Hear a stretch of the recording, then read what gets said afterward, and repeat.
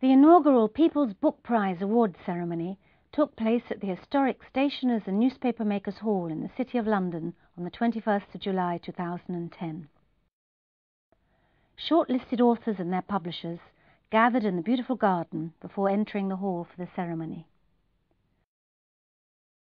The People's Book Prize is the only democratic book prize, where the public, not judges, can vote for their favourite books and authors.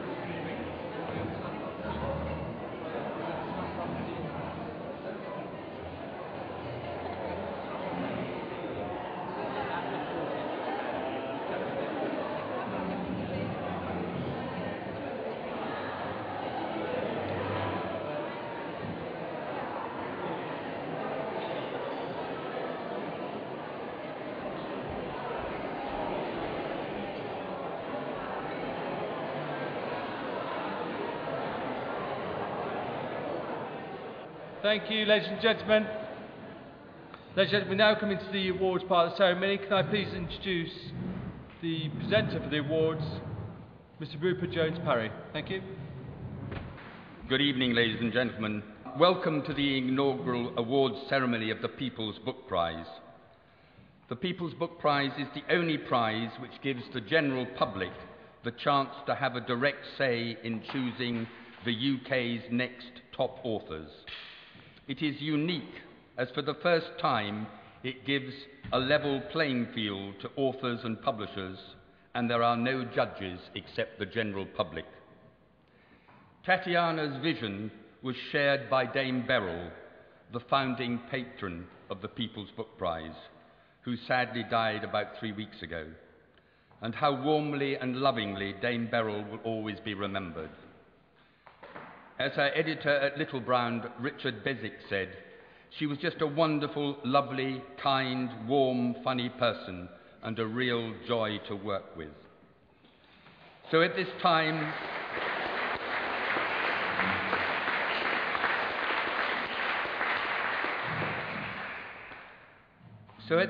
of public spending cuts which will without doubt damage public libraries and hence publishers with fewer sales, both of which the People's Book Prize is so keen to support, let us celebrate the People's Book Prize vision. Ladies and gentlemen, Tatiana Wilson.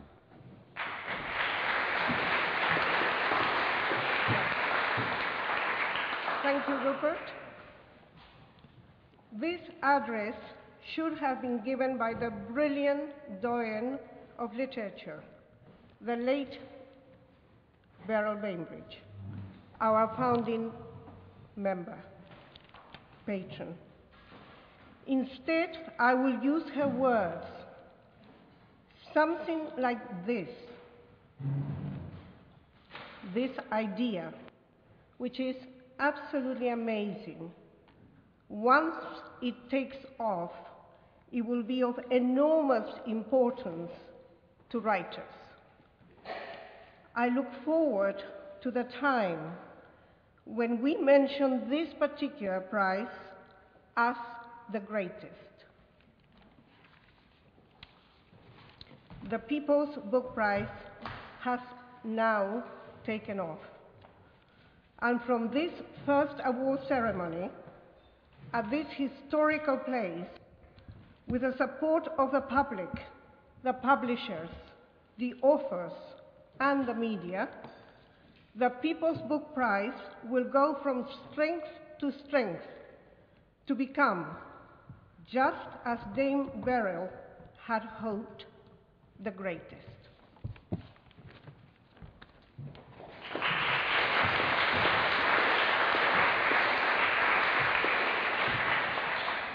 Ladies and gentlemen, the order will be as follows.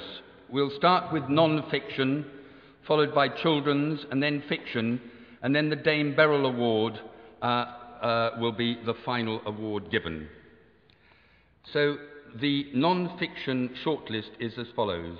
Brett Allegre Wood, the 3+1 plan,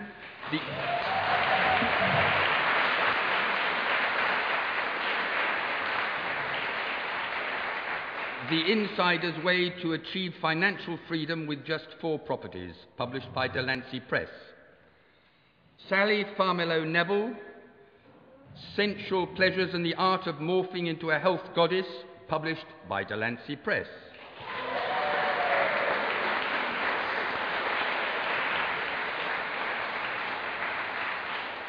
Brian Landers, Empires Apart, published by Picnic Publishing.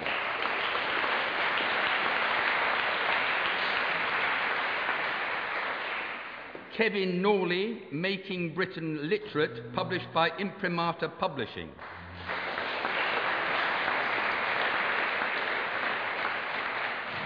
And finally, Jane Wenham Jones, Wanna Be a Writer, published by Accent Press Limited.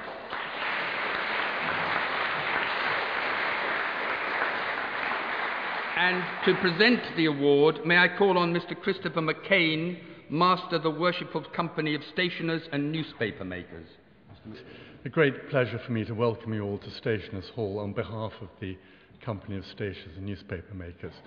Now, the people who've been shortlisted have all stood up and the tension is building. And I asked Tatiana if I could say a bit about the hall before we made the announcement, so we're going to wait for a bit and hold it.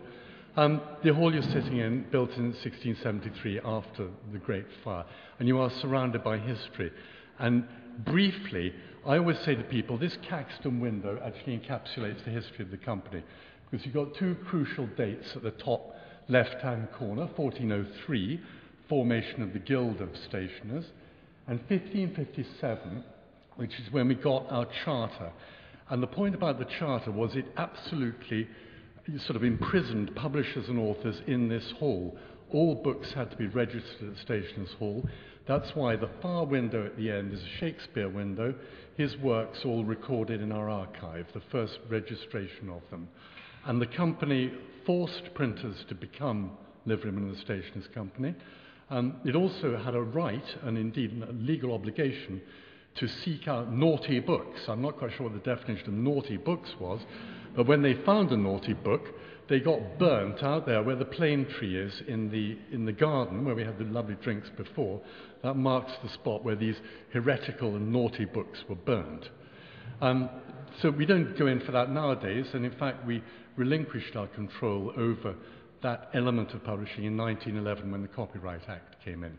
But just very quickly, the Caxton window, this is quite good because there's Caxton. He's holding a page proof, and it's a big day for the Caxton press because Edward IV and his queen have come to visit. What I think is good about this, Caxton looks pretty scared about this. I think you would do, holding the page proof of the king. The queen, I think, looks absolutely bored out of her mind. She doesn't know why she's here at all.